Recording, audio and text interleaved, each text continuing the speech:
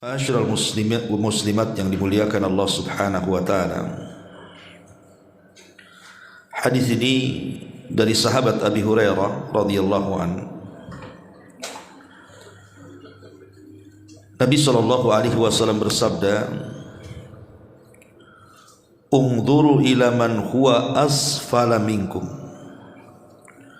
wa la tanzuru ila man huwa fawqakum."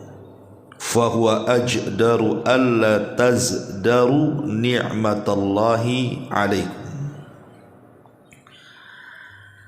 Lihatlah orang yang di bawah kalian dan jangan melihat orang yang di atas kalian, karena hal itu akan lebih mendorong kalian untuk tidak meremehkan nikmat Allah yang ada pada kalian.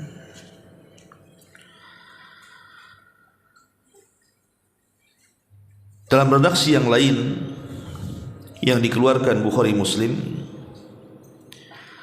Nabi sallallahu alaihi wasallam mengatakan, "Idza nadhara ahadukum ila man fuddila alaihi fil mali wal khalqi falyanzur ila man huwa asfala minhu."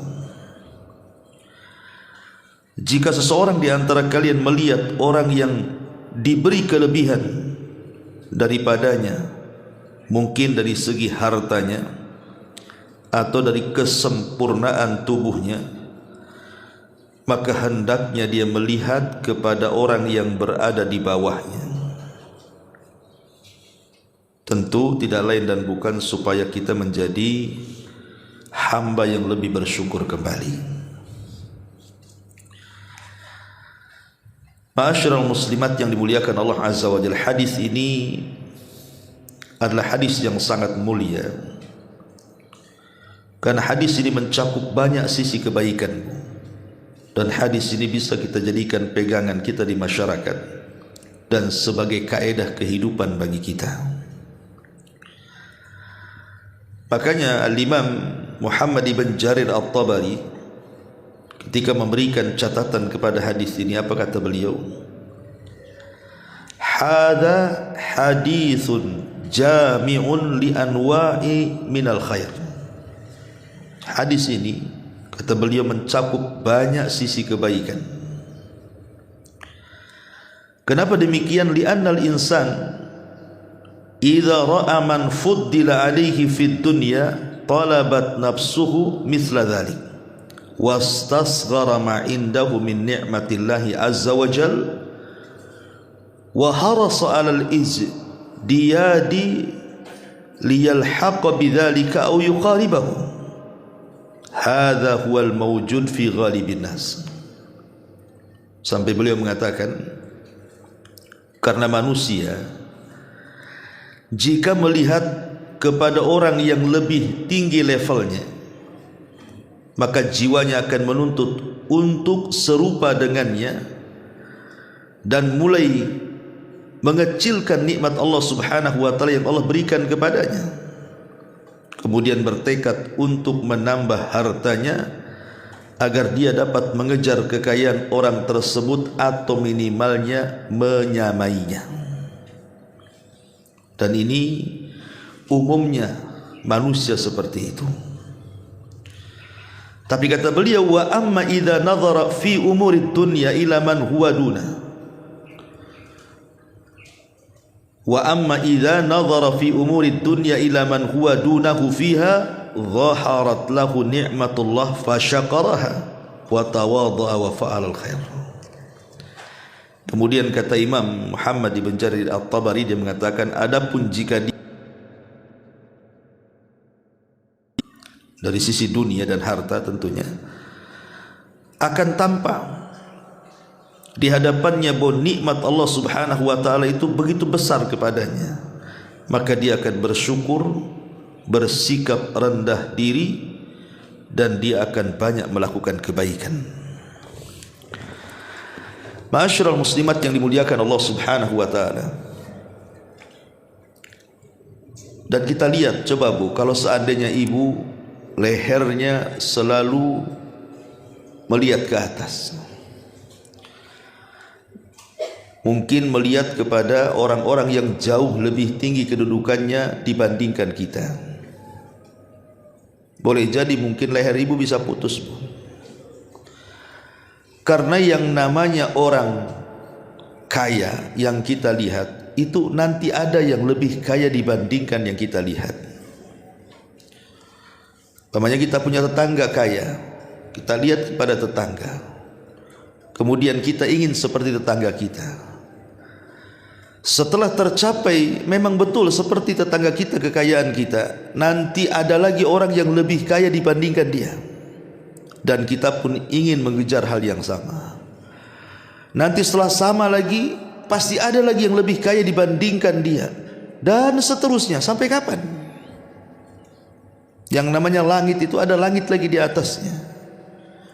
Makanya kalau orang terus lihat ke atas, capek, Bu, karena tidak ada akhirnya. Dan Nabi SAW memastikan orang yang terus melihat ke atas dan tidak pernah melihat ke bawah, dipastikan orang itu tidak bisa mensyukuri nikmat Allah Azza wa Jalla, karena dia merasa kerdil di hadapan manusia yang lainnya yang jauh lebih tinggi levelnya dibandingkan dia. Dan ini sangat bahaya, karena terjerumus kepada kekufuran nikmat Allah. Ma'asyiral muslimat yang dimuliakan Allah Subhanahu wa taala. Tetapi sebaliknya, kalau seandainya kita senantiasa melihat ke bawah, bahwa ada yang jauh lebih buruk kondisinya dibandingkan kita, maka kita akan lebih bersyukur lagi. Dan itu contohnya banyak. Umpamanya, ibu melihat di jalan ada orang gila. Orang gila ma'ruf.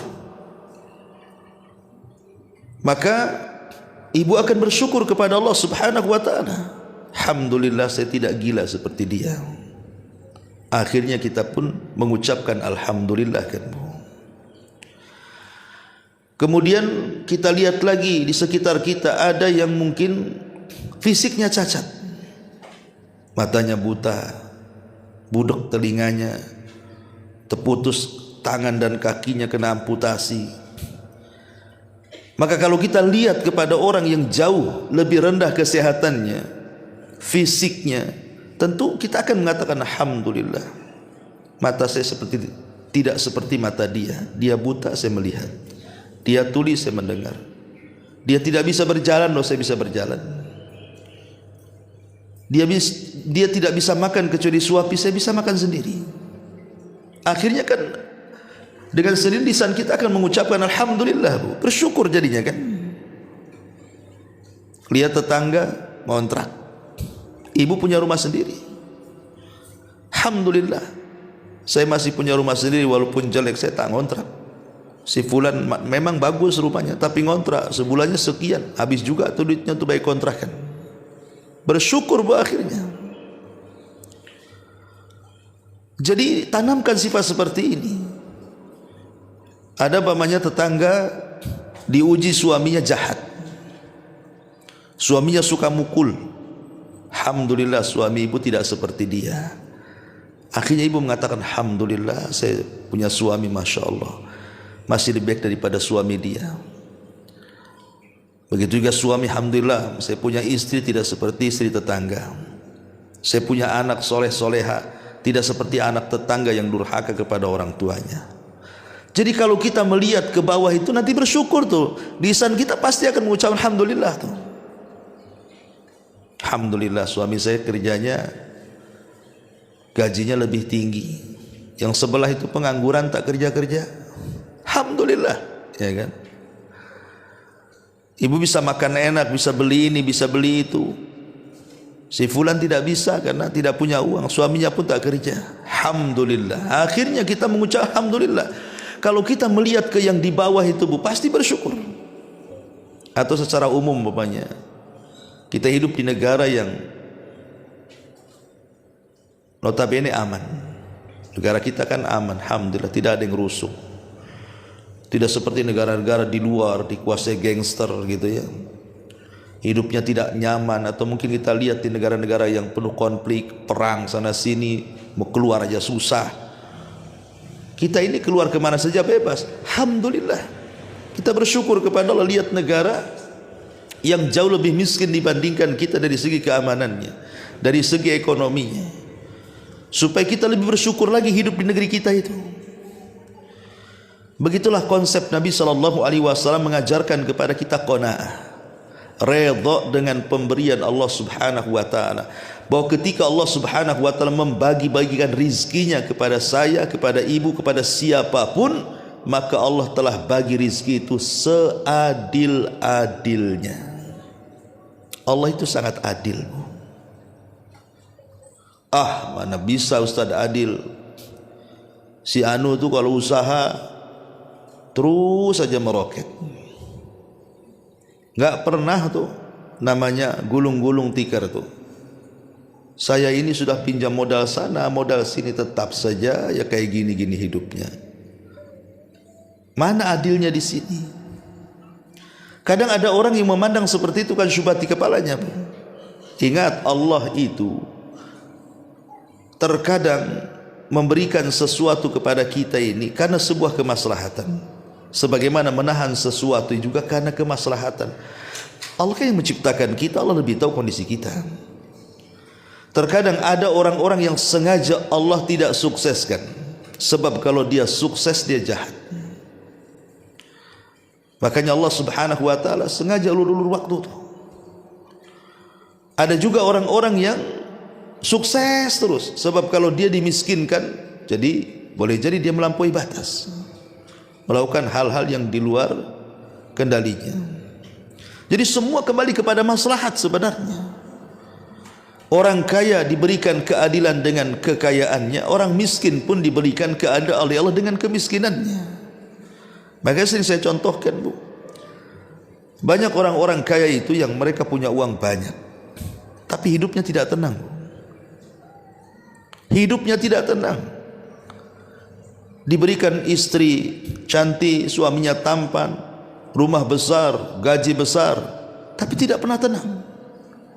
Lalu saya ceritakan, ada salah seorang ustaz bercerita kepada saya itu.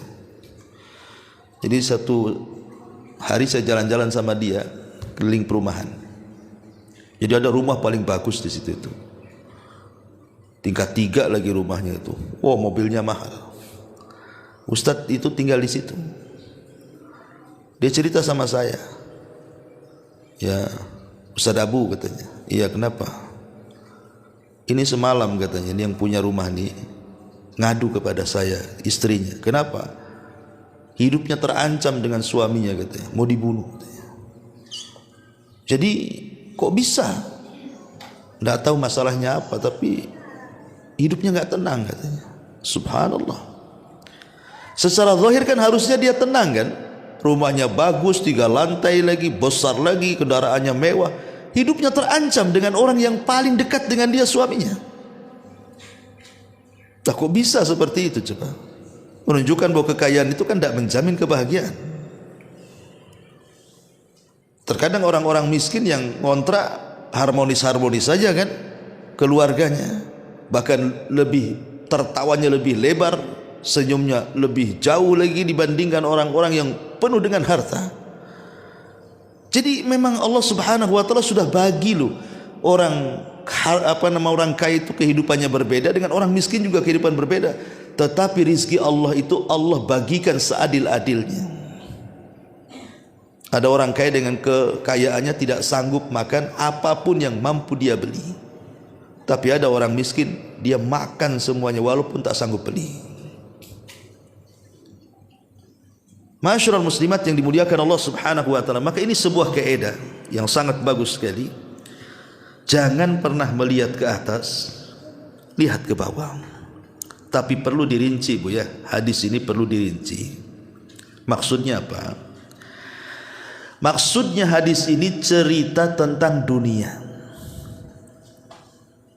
Cerita tentang dunia. Kalau ibu punya dolar Singapura, lihat ke yang punya rupiah, kan kurusnya lebih kecil, Bu. Jangan lihat kepada uang yang mungkin seperti euro atau apa yang jauh lebih besar dibandingkan dolar kan itu. Supaya kita lebih bersyukur lagi, gitu maksudnya.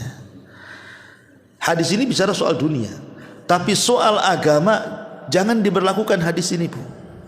Kalau soal agama tidak boleh diberlakukan, tapi diberlakukan kebalikannya.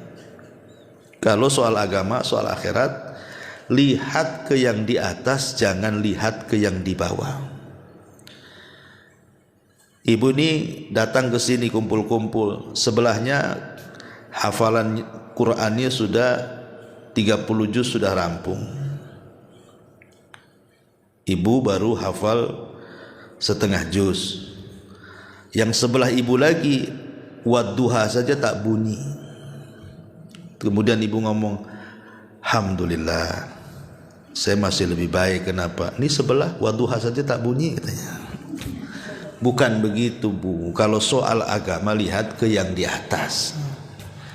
Cemana ya kok dia bisa hafal 3 juz 30 ya. Masa saya dari dulu sampai lam yakunil mentok aja gitu. Supaya kalau urusan akhirat tuh jadi kita makin termotivasi ya, mengejar pahala dan mengejar kebaikan. Ada orang pamannya seorang bapak-bapak, sholatnya ke masjid itu mungkin Jumatan saja ya, selebihnya mungkin sholat di rumah. Kemudian lihat tetangganya Jumatan pun tak tampak, tampaknya Idul Fitri dan Idul Adha saja. Jangan ngomong alhamdulillah, saya kan masih mendingan seminggu sekali sholat Jumat tuh sebelah tuh munculnya itu makhluk satu itu tahunan tuh. Dia munculnya Idul Adha Idul Fitri saja katanya. Nggak boleh melihat ke yang segitu, tapi lihat kepada tetangga yang lain. Saya ingin seperti dia, kok dia bisa ya sholat 5 waktu ke masjid lagi. Jadi kalau urusan agama jangan pernah melihat ke bawah, lihat ke atas untuk motivasi. Ibu nyumbang 100.000, sebelahnya 1 juta, sebelahnya pula tak nyumbang. Masih mending lah ku nyumbang katanya. Sebelah tak nyumbang. Nggak bisa, Bu. Kalau urusan akhirat itu lihat ke bawah, lihat ke atas, jangan lihat ke bawah. Sebab kalau seandainya dalam urusan agama dan urusan akhirat itu lihatnya malah ke bawah, bukan lihat ke atas, Bu, maka selamanya ibu tidak akan menambah kebaikan. Karena merasa ibu masih jauh lebih baik dibandingkan yang lainnya. Jadi hadis ini bicara soal urusan dunia. Kalau urusan dunia jangan pernah lihat ke atas, tapi lihatlah ke bawah. Gitu maksudnya. Ma'asyiral muslimat yang dimuliakan Allah Subhanahu wa taala. Di dalam surah Thaha ayat 131 Allah Subhanahu wa taala mengatakan wala tamudanna ainaika ila ma matta'na bi azwajam minhum zukhratal hayatid dunya linaftinahum fihi. Janganlah engkau tunjukkan pandangan matamu kepada kenikmatan yang telah kami berikan kepada orang-orang dari mereka sebagai bunga kehidupan dunia agar kami uji mereka dengan kesenangan itu. Lihat Allah Subhanahu wa taala melarang. Jangan pernah melihat kepada orang-orang yang Allah berikan kepada mereka dari dunia dan kenikmatan, karena Allah juga sudah berikan kenikmatan kepada kita. Dan Allah sudah adil memberikan kenikmatan itu. Karena hati ini cenderung untuk melihat syahwat, Bu. Makanya di zaman Nabi Musa alaihi salatu wassalam, Qarun, ma'ruf ya Qarun kan, Bu. Ceritanya Qarun kan jelas. Jadi Qarun itu dalam tempo-tempo tertentu itu sengaja keluar dengan membawa perhiasannya, kebesarannya, kekayaannya ditampakkan kepada manusia. Sombong. Sehingga orang-orang yang kemudian melihat Qarun, mereka mengatakan, wa qala alladhina yuriduna alhayata ad-dunya ya laita lana mithla ma utiya Qarun wa innahu ladhu haddin azim. Dan orang-orang yang menginginkan kehidupan dunia berkata, mudah-mudahan kita mempunyai harta kekayaan seperti apa yang telah dianugerahkan kepada si Qarun. Sesungguhnya dia benar-benar mempunyai keberuntungan yang sangat besar. Ini ketika si Qarun belum diazab. Tapi ketika si Qarun diazab dan mereka melihat, baru mereka mengatakan, aku bertobat, aku tidak ingin seperti dia, katanya. Karena memang manusia itu kalau melihat kepada yang di atas dari segi dunia, pasti cenderung, Bu, kita ingin seperti dia. Tetangga punya mobil, kapan saya punya mobil? Tetangga punya motor bagus, kapan saya punya seperti dia? Tetangga bangun rumah, kapan saya punya seperti dia? Begitu, ya. Jiwa manusia itu la ammaratum bisu, pasti akan terus memerintahkan keburukan terus, sehingga minimalnya walaupun tidak lebih daripada tetangga, minimalnya samalah kedudukannya. Lah ketika itu yang terjadi, saya ulang-ulang, maka orang ini akan sulit bersyukur kepada Allah Subhanahu wa taala. Ma'asyiral muslimat yang dimuliakan Allah Azza wa Jalla, hadis ini ada beberapa faedah yang ingin saya jelaskan. Yang pertama, hadis ini di antara faedah yang bisa kita kaji adalah ada 3 adab yang harus dipahami. Pertama, adab kepada manusia. Yang kedua, adab kepada dunia. Dan yang ketiga, adab kepada Allah Subhanahu wa taala. Jadi hadis ini mengajarkan kepada kita 3 adab. Adab kepada manusia, adab kepada dunia, dan adab kepada Allah Azza wa Jalla. Apa maknanya adab kepada manusia di sini? Kalau kita senantiasa memandang ke bawah, tidak pernah memandang ke atas dalam urusan dunia, Bu, maka akan hilang sifat sombong kita, dan yang muncul adalah sifat kerendah dirian kita. Sombongnya hilang, Bu, kalau lihat ke bawah itu. Dan akan ada rasa syukur yang luar biasa, sehingga dia lebih menyayangi orang-orang yang jauh di bawah dia. Kenapa? Karena dia akan membatasi pergaulan dia dengan orang kaya, dengan orang-orang yang jauh di atas levelnya, karena dia sudah bersyukur dengan kondisinya, Bu. Makanya hadis ini juga mengajarkan kepada kita tentang kurangi bergaul dengan orang-orang yang levelnya jauh di atas kita. Contoh mamanya, ibu orang biasa-biasa saja, tapi berkawan dengan istrinya pejabat, istri Pak Wali Kota, istri Pak Gubernur, istri anggota dewan, pokoknya orang-orang kaya lah, Bu. Nah, ibu orang biasa saja, orang susah.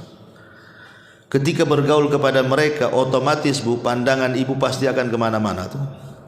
Lihat tasnya yang branded, lihat tebel bedaknya, pakaiannya, kendaraannya, pasti kan, Bu, ya. Pasti dia akan akhirnya berangan-angan yang enggak tuh. Mau bagus sekali ya, bajunya, ininya, itunya. Ketika dia mandang kepada dirinya merasa kecil. Yang jadi korban di sini siapa, Bu? Yang jadi korban suaminya, Bu. Pulang, Bang, aku tadi ada kumpul di sana tuh. Aku ke sana bawa tas kresek, sana pula tas lain pula, katanya. Tolonglah kan itu. Suaminya stres, Bu. Suaminya nggak tahu apa-apa. Akhirnya apa, dikompori kan untuk melakukan kejahatan supaya ibu mendapatkan apa yang mereka punya.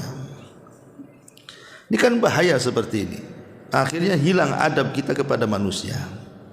Ini yang pertama. Yang kedua, adab kepada dunia. Adab kepada dunia. Maksudnya apa? Ketika seseorang kemudian berinteraksi dengan kemewahan, dengan memandang ke yang di bawah itu, Bu, akhirnya ibu tidak melampaui batas. Karena bagaimanapun sirru tughyan, kata para ulama, rahasia bejatnya manusia itu karena kekayaan. Betapa banyak orang yang tadinya miskin, bagus-bagus saja, ketika menjadi kaya jadi jahat. Kekayaan itulah yang mendorong orang jadi jahat. Orang pengen kaya akhirnya mencuri, orang pengen kaya akhirnya korupsi, orang pengen kaya akhirnya mengambil hak orang lain secara zalim, dan begitu seterusnya. Dia bisa rela sikut sana sikut sini, yang penting kaya. Akhirnya sudah tidak punya adab dengan dunia. Dan yang lebih daripada itu, adab kepada Allah. Dia akan sulit bersyukur. Allah Subhanahu wa taala sudah banyak memberikan nikmat kepadanya, karena dia tidak sadar saja bahwa Allah sudah banyak berikan nikmat kepadanya. Makanya dahulu ada orang yang mengeluh kepada seorang alim namanya Imam Ibn Adham rahimahullahu taala. Jadi dia datang kepada Ibrahim Ibn Adham, "Ya Imam, saya ini sudah berusaha mencari ekonomi, tapi kok tidak kaya-kaya ya, segini aja."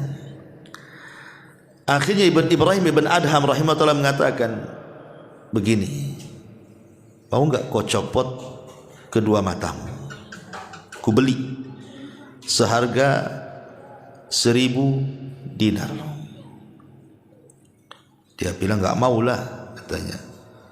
"Buat apa 1000 dinar kalau aku tak punya mata?" "Oke. Bagaimana kalau kau iris kedua kupingmu, ku beli juga 1000 dinar." Dia mengatakan, "Enggak maulah. Daripada aku dapat 1000 dinar tapi kehilangan kupingku, buat apa?" katanya. "Ya sudah, bagaimana kalau kau iris lidahmu, ku beli 1000 dinar." Dia mengatakan, "Enggak mau ya Imam. Buat apa 1000 dinar aku tak punya lidah?" "Bagaimana kalau kau potong kedua kakimu, ku beli dengan 1000 dinar." Dia mengatakan, "Enggak mau. Buat apa 1000 dinar aku tak punya kaki?" "Atau otakmu lah, ya, kau cabut dari kepalamu, aku beri 1000 dinar." Dia bilang, "Enggak mau. Buat apa 1000 dinar kalau aku kemudian tak punya otak?" Dan begitu seterusnya. Kata Ibrahim Ibn Adham, "Kamu ini kaya sebenarnya. Coba kalau seandainya kau jual semua anggota badanmu, dari berapa dinar kau dapat?" katanya. Bersyukur. Ya. Makanya kenapa kita orang sehat itu melihat kepada orang sakit bersyukur. Banyak orang sakit itu menghabiskan biaya untuk operasi. Kadang jual tanahnya, kebunnya, rumahnya, nguras ATM-nya, hutang sana sini untuk kesehatannya kan. Jadi kalau orang sehat melihat orang sakit, pasti bersyukur dia. Lah itulah akhirnya dia punya adab, punya akhlak kepada Allah Subhanahu wa taala. Jadi hamba yang bersyukur kepada Allah Azza wa Jalla. Bersyukur lisan kita masih bisa berzikir, bersyukur kita masih bisa ngaji ke sini. Ada teman-teman tak bisa ngaji, ya. Jadi teruslah memandang ke bawah, jangan pernah memandang ke atas. Karena memandang ke atas itu tidak ada ujungnya. Mandang pejabat, ada lagi yang lebih tinggi jabatannya, ada lagi yang lebih tinggi. Sampai kapan? Ya, terputus nanti leher kita kalau kita melihat ke atas terus itu. Ma'asyiral muslimat yang dimuliakan Allah Subhanahu wa taala, ini faedah yang pertama. Kita diajari 3 adab. Adab kepada manusia, adab kepada harta, dan adab kepada Allah Subhanahu wa taala. Yang kedua, hadis ini mengajarkan kepada kita tentang syukur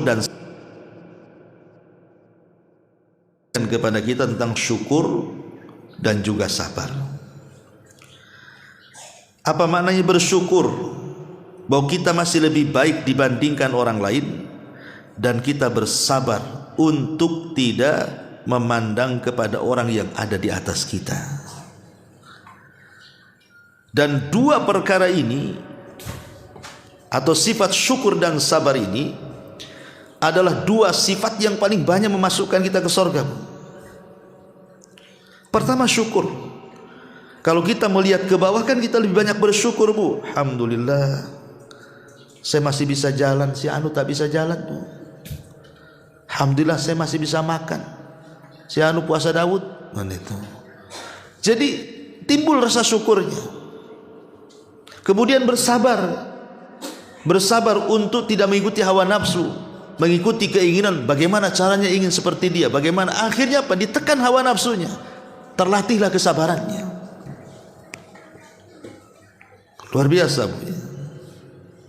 Makanya kata Nabi SAW dalam sebuah hadis, man ra'a mubtalan, barang siapa yang melihat orang yang diuji oleh Allah Subhanahu wa taala, faqala, maka dia mengatakan, alhamdulillahilladzi afani mimma btalaka bihi wa faddalani ala katsiri mimman khalaqa tafdila. Kalau ibu melihat ada orang yang diuji, contoh nih, ibu keluar dari sini habis ngaji, kemudian ibu sampai di jalan besar, ada pula yang tabrakan, brak gitu bapaknya kan, terjatuh guling, darah di mana-mana, atau mungkin mati seketika. Apa yang ibu katakan? Maka ibu katakan, alhamdulillahilladzi afani mimma btalaka bihi wa faddalani ala katsiri mimman khalaqa tafdila. Ibu katakan seperti ini, alhamdulillah, Allah masih memberikan kesehatan kepadaku dan telah memberikan keutamaan kepadaku dari kebanyakan manusia yang telah Allah uji. Alhamdulillah, yang tabrakan itu bukan saya, itu maksudnya. Yang jatuh itu bukan saya, yang sakit bukan saya, yang terbakar rumahnya bukan saya, yang diangkat berangkasnya maling bukan berangkas saya, dan begitu seterusnya. Kalau ini yang ditanamkan, tenang hidup itu, Bu, nggak akan gerusak-gerusu. Jadi setiap, kata Nabi, setiap ibu melihat orang diuji dan kita tidak diuji seperti itu, katakan alhamdulillah. Alhamdulillah. Rumah sebelah kebakaran, Bu, alhamdulillah. Kata kawannya, orang kebakaran kok bilang alhamdulillah? Iya, alhamdulillah bukan rumah saya yang kebakaran. Ya gitu. Jadi maksudnya begitu. Ya. Jangan kemudian ngomong alhamdulillah depan yang punya rumah. Alhamdulillah katanya. Apa enggak stres yang punya rumah kan begitu? Apa maksudmu katanya? Jangan-jangan kau yang bakar kan gitu ya. Ya maksudnya di sini kita bersyukur kepada Allah Azza wa Jalla, bukan rumah kita yang kebakaran gitu. Jadi kita dilatih untuk bersyukur dan juga bersabar dari hadis ini. Kemudian juga hadis ini juga mengajarkan kepada kita, Bu, tentang irsyad ila ightibari bi ahwalid dunya wa anna sa'adata laysat malan faqat. Hadis ini mengajarkan kepada kita bahwa kebahagiaan itu bukan hanya sekedar di dunia. Harta itu memang penyebab orang bisa bahagia, tapi bukan segala-galanya. Begitu juga pangkat, jabatan dan kedudukan, iya kita tidak mengingkari. Itu wasilah mendapatkan kebahagiaan, tapi bukan segala-galanya.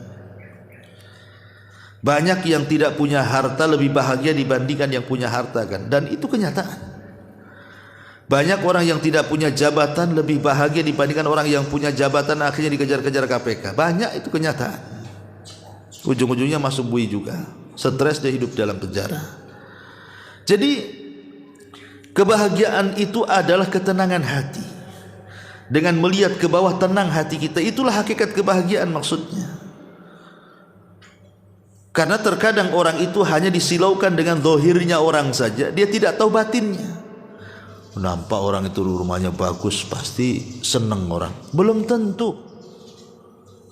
Karena kaya itu kaya hati, kata Nabi SAW. Orang kalau hatinya lapang, maka rumah sempit pun jadi lapang. Orang kalau hatinya sempit, Bu, sak lapang-lapangnya rumah pun sempit. Contohlah, kalau ibu bertengkar dengan suami, rumah bagus, ya, ini rumah sebagus-bagusnya, seluas-luasnya jadi sempit, Bu. Akhirnya suami datang pergi.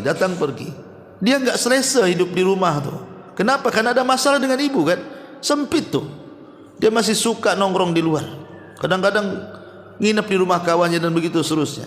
Karena lapangnya rumah ataupun tidak, itu ditentukan dengan lapangnya hati dan tidak lapangnya hati. Itulah kebahagiaan. Itu maksudnya di sini. Kemudian juga hadis ini juga mengajarkan kepada kita tentang anna min a'zami ma yu'inu ala istish'arin ni'am,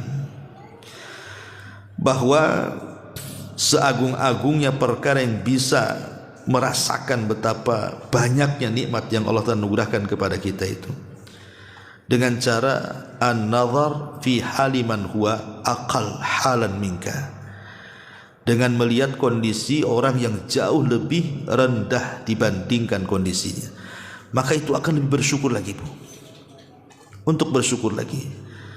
Makanya kenapa kemudian Nabi SAW sampai mengatakan innama tungsaruna wa turzakuna bidu'ai fikum, kalian ditolong dan diberikan rezeki itu karena orang-orang lemah di antara kalian. Jadi kalau ibu melihat ada orang lemah yang jauh di bawah kita itu, di situ nampak syukurnya. Makanya saya katakan tadi, pasti sedikit-sedikit dia akan ngomong alhamdulillah tuh. Alhamdulillah saya bisa lebih baik. Alhamdulillah, alhamdulillah.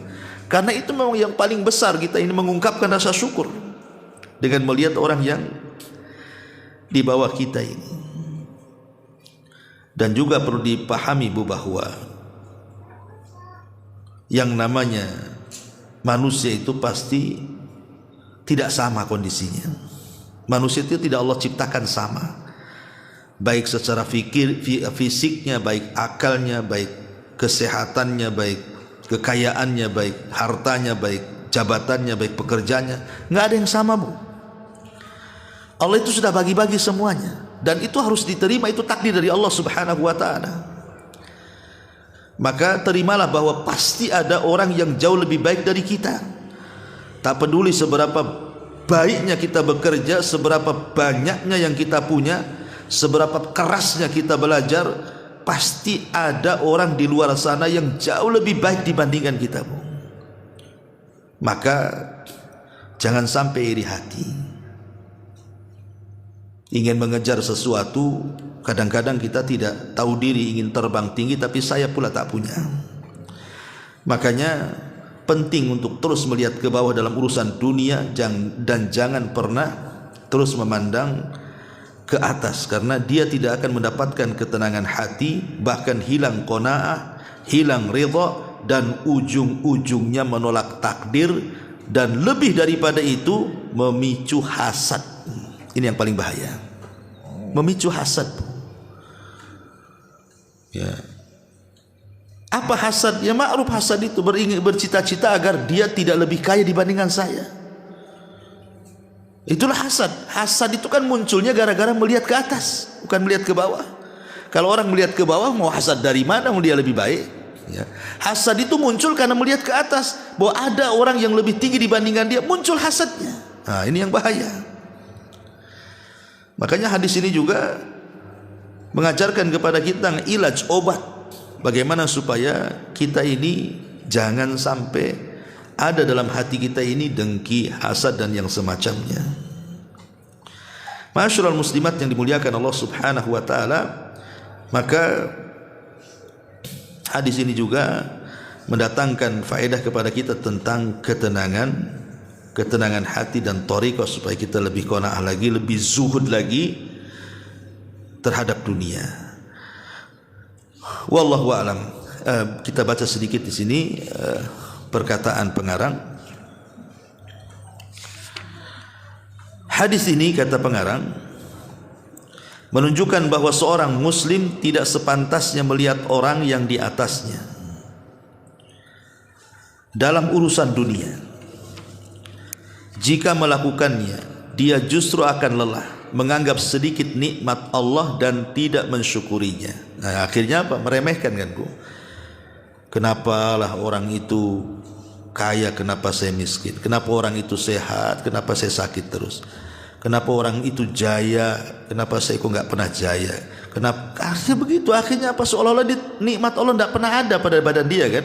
Karena ngeluh terus jadinya, kan? Nah, ini bahaya, ya. Kemudian kata beliau, jika dia melihat orang yang lebih dari dirinya dalam hal harta, tempat tinggal, pakaian, penghasilan, dan sebagainya, dia akan sering merasakan lelah dan menganggap sedikit nikmat Allah. Oleh karena itulah tidak sepantasnya hal ini dilakukan. Yang sepantasnya baginya adalah melihat orang yang lebih rendah daripadanya dalam hal nikmat, fisik, kesehatan, harta, kedudukan dan yang sebagainya, sehingga dia dapat mengetahui besarnya nikmat Allah kepadanya dan lebih mensyukurinya. Tadi saya sudah jelaskan, kalau orang melihat ke bawah maka dia akan banyak bersyukur. Kenapa?